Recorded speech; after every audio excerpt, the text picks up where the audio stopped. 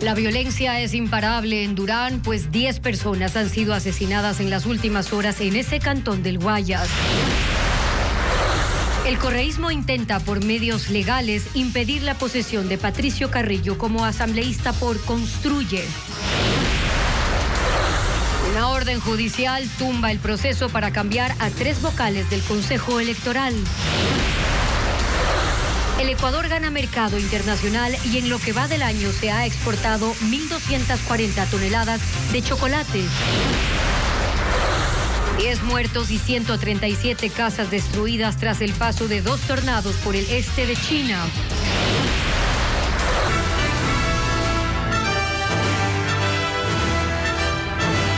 Amigos, ¿cómo están? Bienvenidos a esta emisión de Televistazo. ¿Qué tal, Gaby? Amigos, muy buenas tardes. Empezamos la jornada informativa con los hechos violentos en Durán.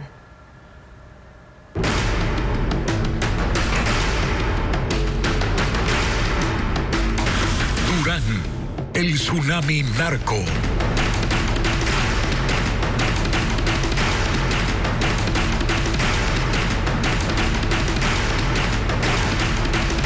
Asesinatos ocurrieron en menos de 24 horas en Durán. Los últimos casos se registraron la mañana de este miércoles.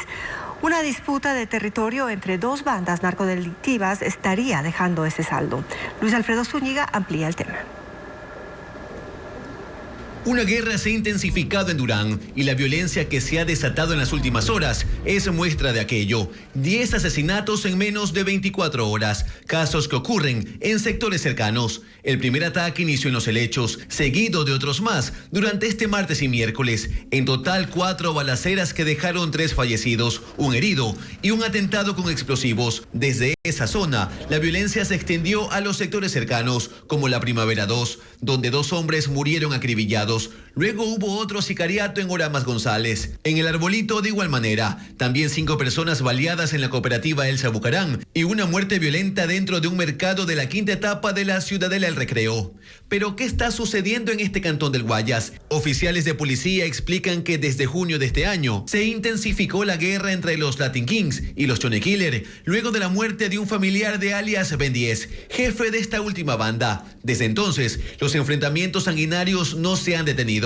Los Chone Killer, que tienen mayor presencia, quieren obtener todo el territorio y están enfrentándose a muerte con sus rivales, que tienen base en Los Helechos, donde se han concentrado la mayoría de crímenes. Los Latin Kings han respondido también, y de ahí los asesinatos en sitios como El Recreo. La disputa es para el control del narcotráfico, pues desde ahí sale la droga, en lanchas por el río Guayas, se pasa por los manglares y llega al sur de Guayaquil, donde están los puertos marítimos. Además, Durán es uno de los cantones donde más se reclutan jóvenes para que integren las organizaciones delictivas. Por eso, pese a que hay bajas en ambos bandos, aparecen nuevos miembros y la violencia continúa.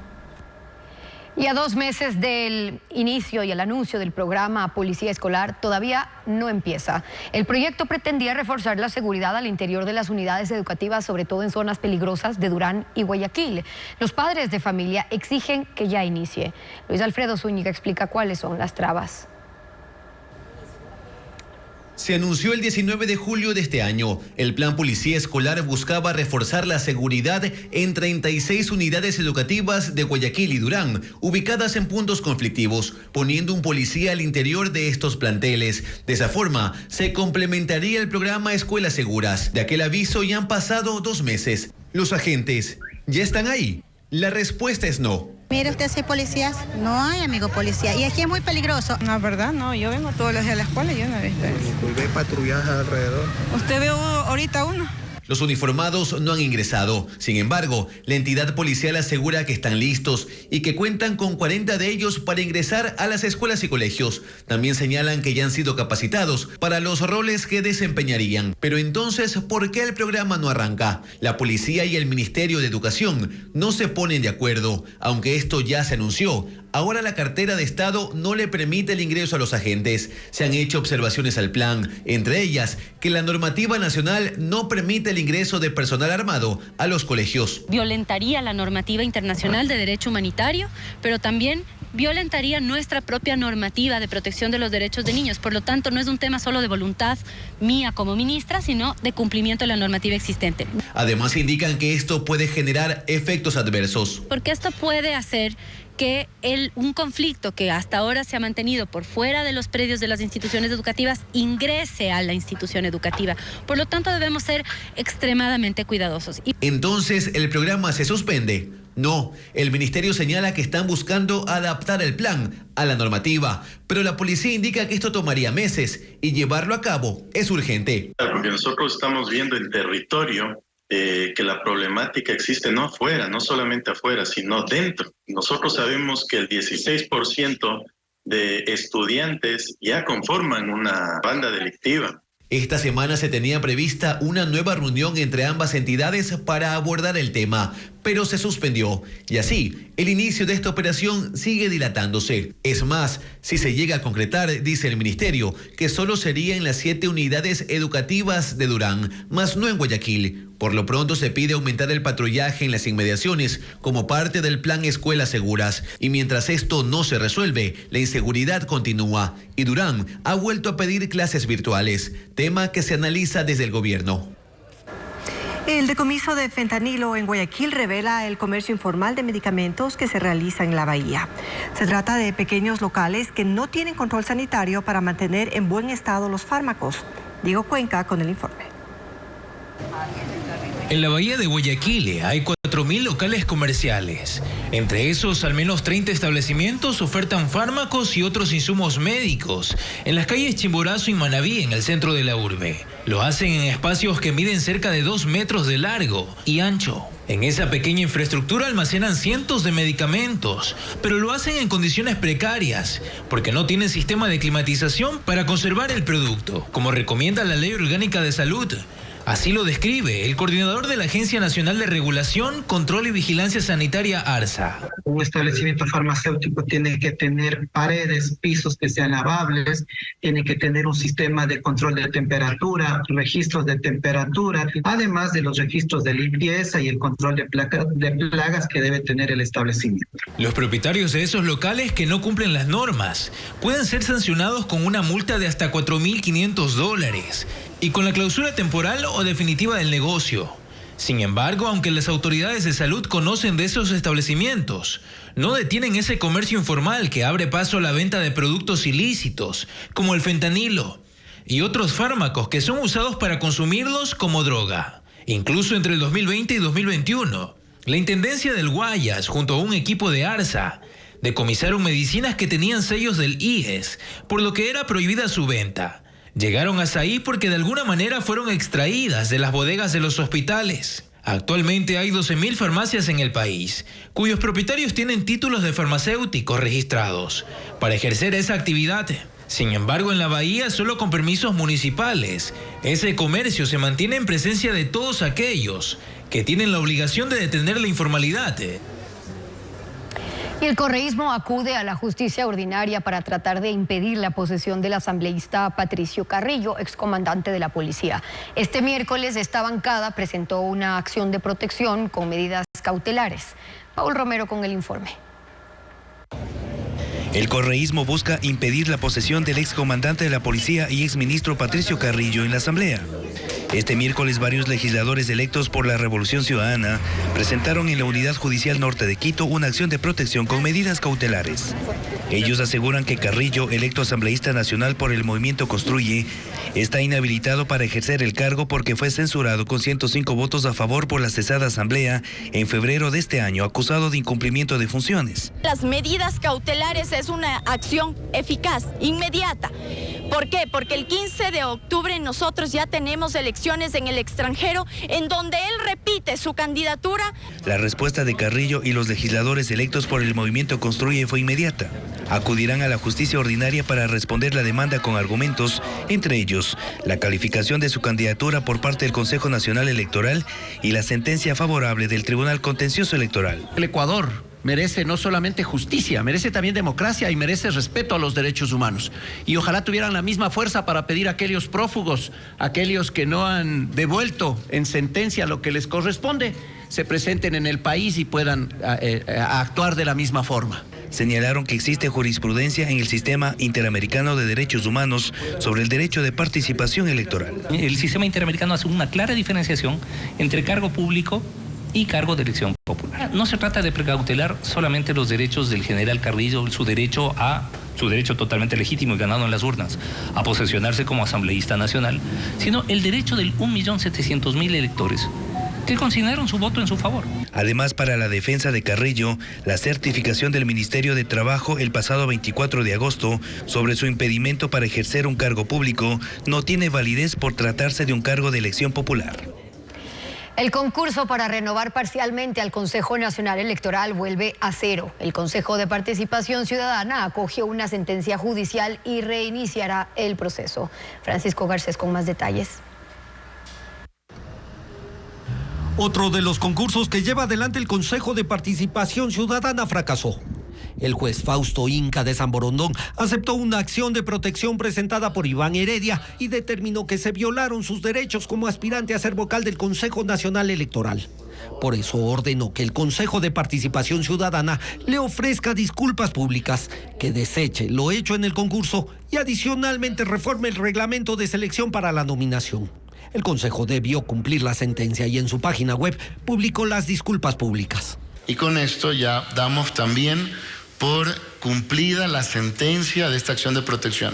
Es importantísimo, para que no se diga que estamos incumpliendo las sentencias constitucionales. Adicionalmente, el Pleno del Consejo aprobó una resolución en la que dispone a la asesoría jurídica del organismo preparar un nuevo reglamento para la selección y una vez sea aprobado, iniciar un nuevo concurso. Volvemos a la fase de postulación, es decir, todos los ciudadanos, las ciudadanas que nos observan van a poder presentar nuevamente su postulación para este concurso del Consejo Nacional Electoral.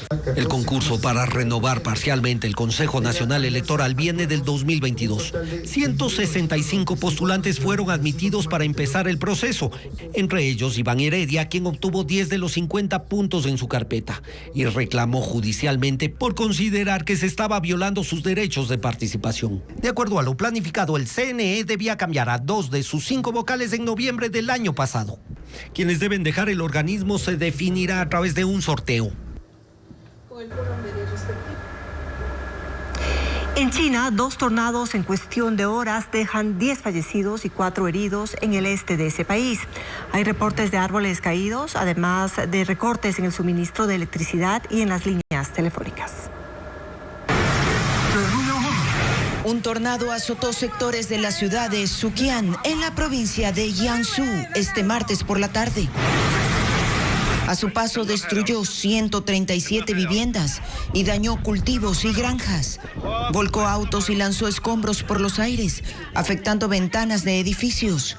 En esta región, 5 personas murieron y 4 resultaron heridas. El Departamento Local de Emergencias determinó que el fenómeno tuvo vientos de hasta 260 kilómetros por hora. Un segundo tornado se registró por la noche en la ciudad de Yangshen, en la misma provincia, dejando 5 fallecidos. Decenas de vías quedaron bloqueadas con ramas de árboles. Además, hay recortes en el suministro de electricidad y en las líneas telefónicas de decenas de miles de casas. Los tornados son raros en China, pero han causado muertes en la provincia de Jiangsu en los últimos años. 10 días después de las devastadoras inundaciones que arrasaron la ciudad libia de Derna y dejaron miles de muertos, se intensifican los esfuerzos de limpieza, pues las aguas contaminadas y la falta de higiene aumentan el riesgo de enfermedades. La Organización Mundial de la Salud y otros grupos de ayuda humanitaria han pedido a las autoridades que dejen de sepultar a las víctimas en fosas comunes porque es un riesgo grave de contaminación si se ubican cerca de restos de agua. Por el momento se contabilizan 55 casos de niños intoxicados por beber agua contaminada. Vamos a una pausa y al regresar, el chocolate ecuatoriano se consolida en el exterior gracias a su calidad y certificaciones orgánicas. Te diremos cómo se lo ha logrado al volver.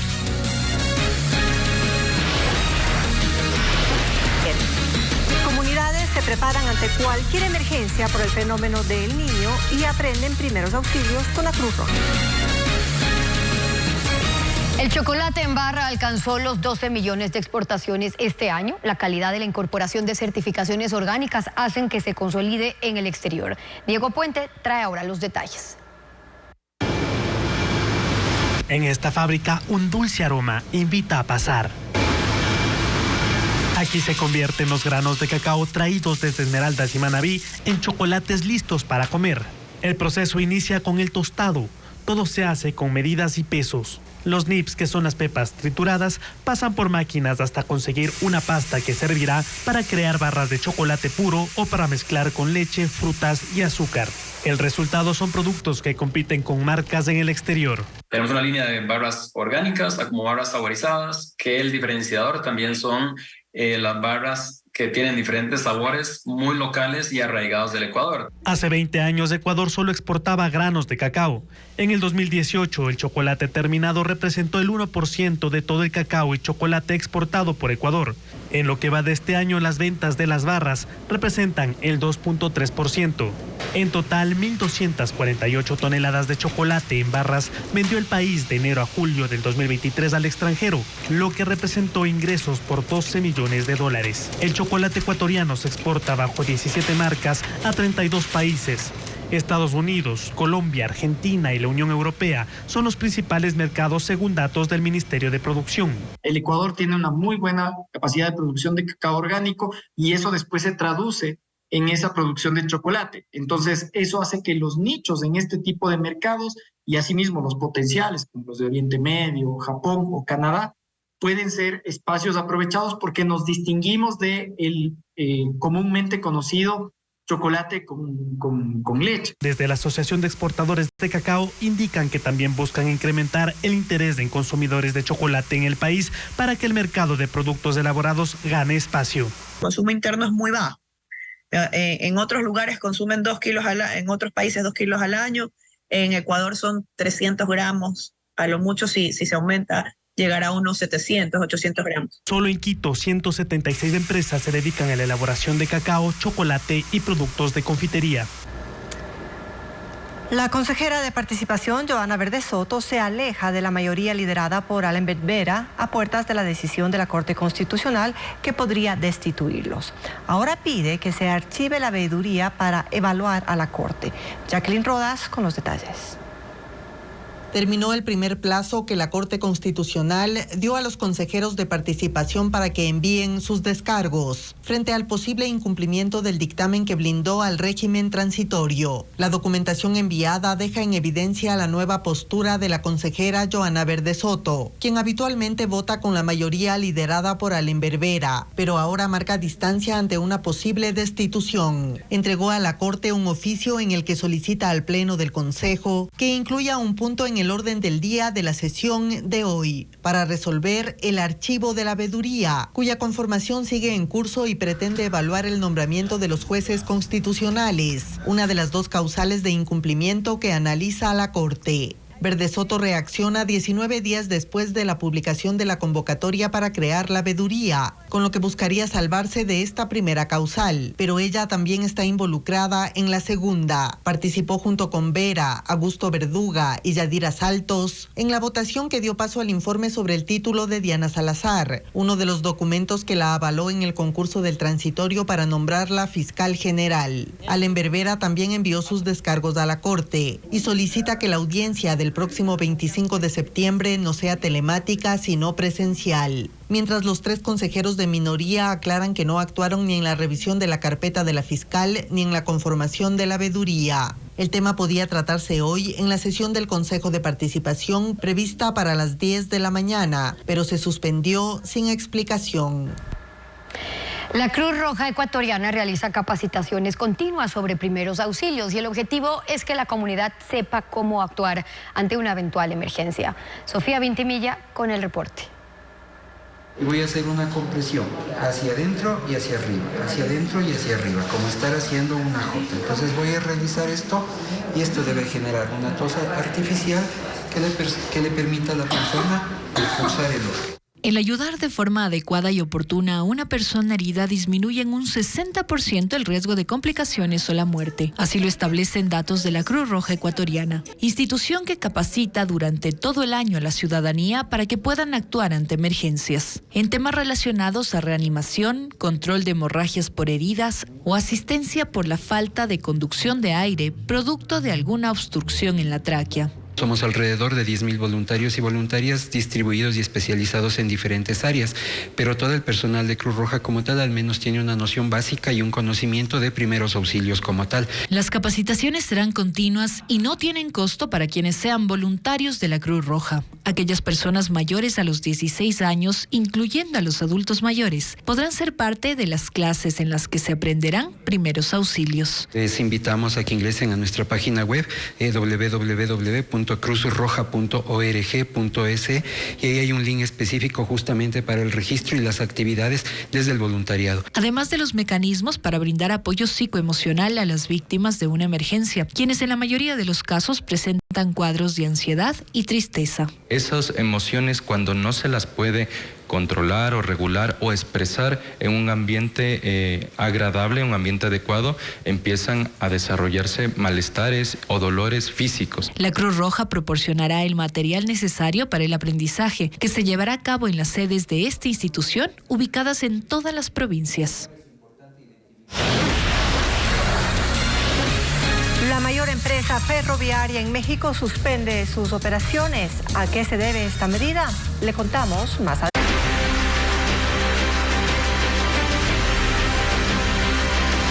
Elecciones 2023. Camino a Carondelet.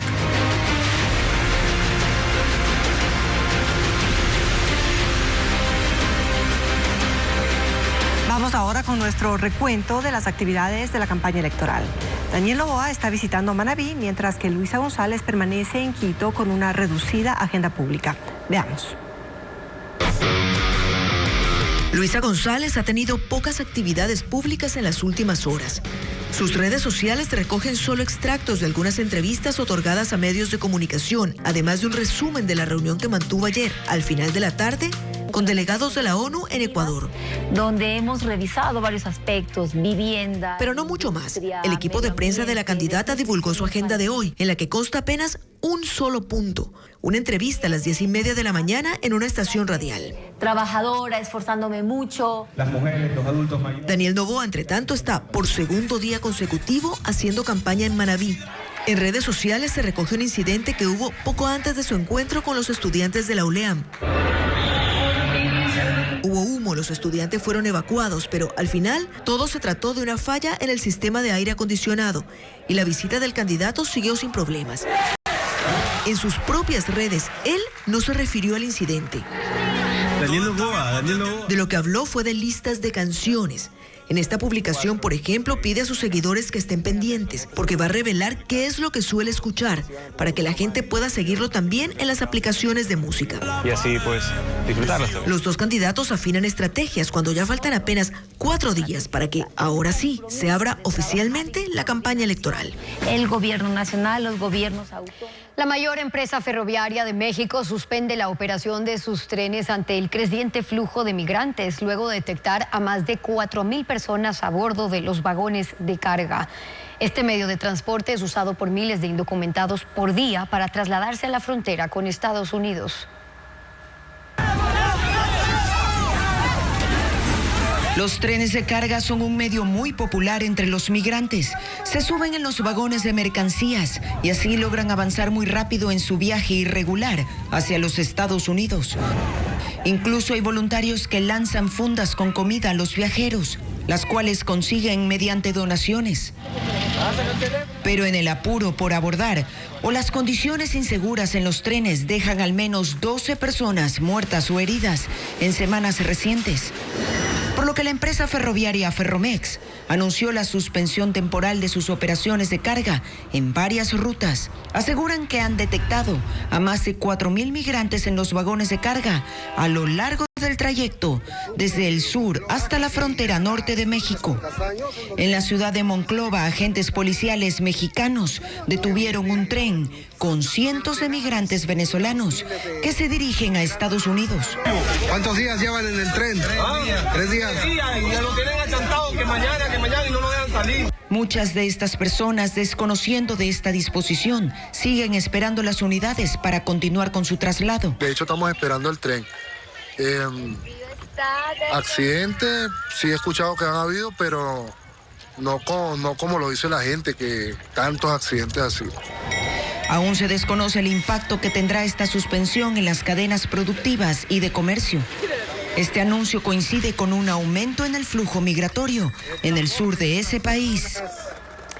Mientras tanto, en la frontera sur de Estados Unidos, un campamento instalado a unos pasos del muro fronterizo con 300 migrantes fue disuelto por la Guardia Nacional y devueltos al lado mexicano. Funcionarios de seguridad dicen que los cruces de indocumentados están aumentando. El lunes reportaron más de 8,000 detenidos, quienes cruzaron ilegalmente, y aproximadamente el mismo número diario que había cuando estaban las restricciones por la pandemia que expiraron en mayo.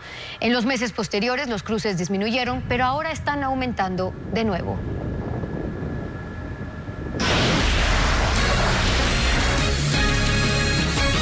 Luego de la pausa le contamos cómo fue la participación de Lucía Yepes en el Campeonato Mundial de Lucha en esta jornada. Ya regresamos. También las empresas de courier del país no se verán afectadas tras la actualización de la lista de los objetos que pueden ser ingresados por pasajeros vía aérea. La policía busca a 2 personas que atentaron con bombas Molotov y contra un establecimiento de compra y venta de vehículos en el noroccidente de Quito. Los vacunadores pedían $6,000 mensuales a los propietarios. Los vacunadores esperaron que caiga la noche para lanzar 2 bombas Molotov a este patio de vehículos. El administrador del establecimiento, aún asustado, manifiesta que las amenazas empezaron hace más de un mes. Los accionistas, ellos están fuera del país. Ellos sí, fue más las amenazas que inclusive se emitieron contra la familia, amenazas de que van a descuartizar, fotos de las viviendas de los familiares y un pago mensual de $5,000. Las bombas no cumplieron con el cometido de los delincuentes. Los empleados del local temen que estos ataques vuelvan a ocurrir. Nuestras ganancias se basan en las ventas, ¿no?, de los vehículos. Hemos tenido que cortar un poco el acceso a las publicaciones, a las redes sociales, que ahora es nuestro modo de darnos a conocer. Aunque el local cerró sus puertas y atiende en otro sector, los administradores reforzaron sus seguridades. Los delincuentes que se identificaron realmente no aducieron nombre de ninguna banda, ¿no? Lo que ellos dijeron simplemente es que son de una mafia de aquí del sector. Lo que hemos hecho, como le digo, es reforzar la seguridad aquí en el patio. Es un poco incómodo también para nuestros clientes, pero nosotros estamos haciendo ya un poco una inspección más minuciosa. Pero las amenazas continúan. Con la actualización de la lista de artículos que pueden ingresar con los viajeros sin pagar impuestos, las empresas de paquetería alertan sobre el incremento de contrabando. Adriana Bermeo con la nota.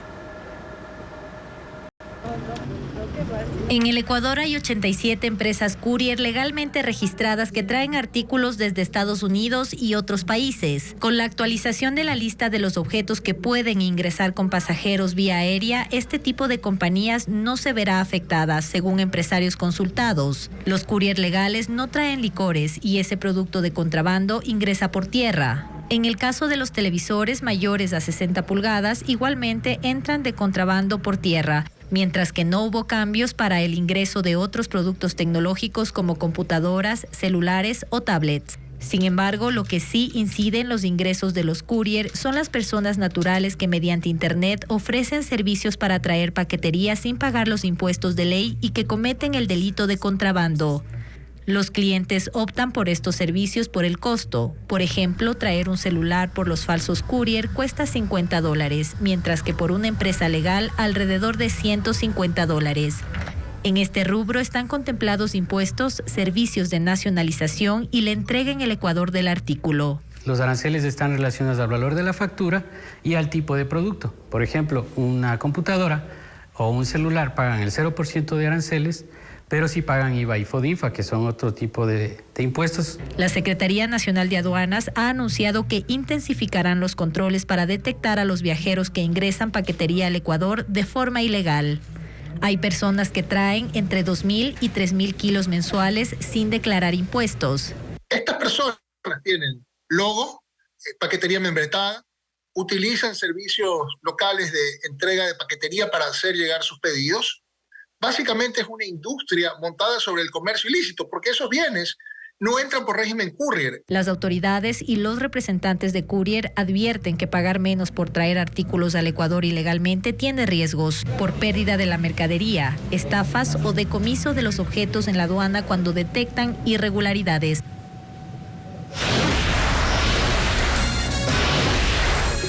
Y al volver, ¿cuáles son las novedades en esta edición? En el sector de Vergeles, esto es en el norte de Guayaquil, se registró un incendio dentro de una clínica de rehabilitación clandestina.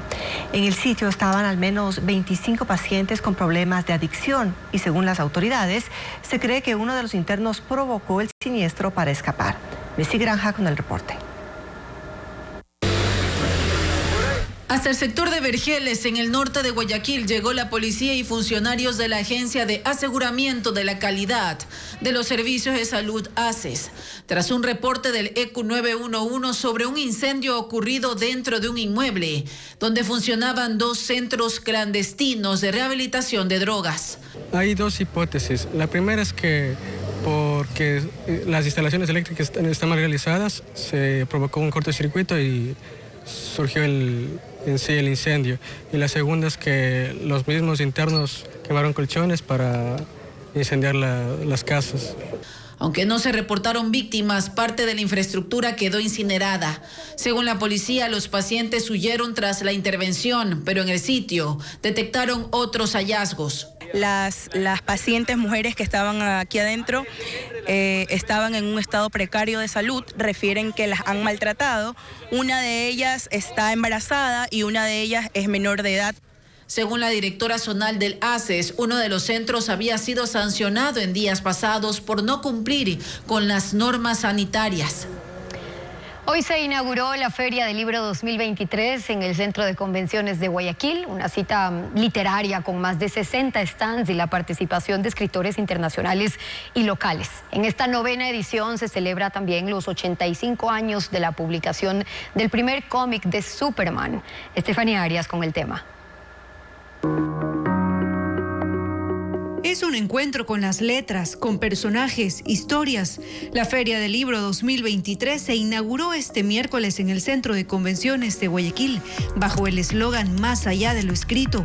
Son más de 60 stands, además de talleres y conversatorios con reconocidos escritores internacionales, como la colombiana Laura Restrepo, Jaime Bailey, Agustín Laje y Claudia Piñeiro, quien estuvo en el evento. Esta feria en particular ya estuve en el año 2015, así que con mucha alegría de volver a la feria, de ver cómo creció. Acá en la feria voy a presentar El tiempo de las moscas, que es mi última novela, así que para Ecuador creo que esa es la novedad. También estarán los autores locales Carlos Vázquez, Edwin Alcaraz, Miguel Molina, María Sol Pons y Oscar Vela. Este año la FIL cuenta con instalaciones inmersivas como este globo aerostático para conmemorar una de las grandes obras literarias, La Vuelta al Mundo en 80 días, de Julio Verne, que cumple 150 años. También hay concursos para estudiantes. Uno de ellos es la Maratón del Cómic, para celebrar los 85 años de la publicación del primer cómic de Superman. Y este año se estrenará la primera edición del torneo de ajedrez Gambito de Reina, donde participan decenas de colegios.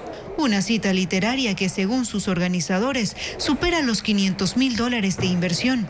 La feria será hasta el domingo 24 de septiembre, de 9 de la mañana a 9 de la noche. La entrada para planteles educativos es gratuita, mientras que para el público es de $3. Anoche, las candidatas a reina de Guayaquil mostraron sus mejores talentos en la Plaza Colón. Hubo desde baile hasta rutinas de cheerleading. María Gabriela Carpio cuenta quién fue la ganadora de la gala. Fue una noche llena de talento. Las 16 candidatas a Reina de Guayaquil ofrecieron distintos shows como parte de su preparación para conseguir la corona. Baile, canto y monólogos formaron parte de las presentaciones de las aspirantes. Y entonces pude relajarme. Fabiana Taroni se inclinó por declamar un poema titulado Cuando me amé de verdad. Yo siempre quise tratar sobre el amor propio, el crecimiento personal. Es algo muy íntimo mío y sentí que era importante transmitir esta parte, así que lo encontré.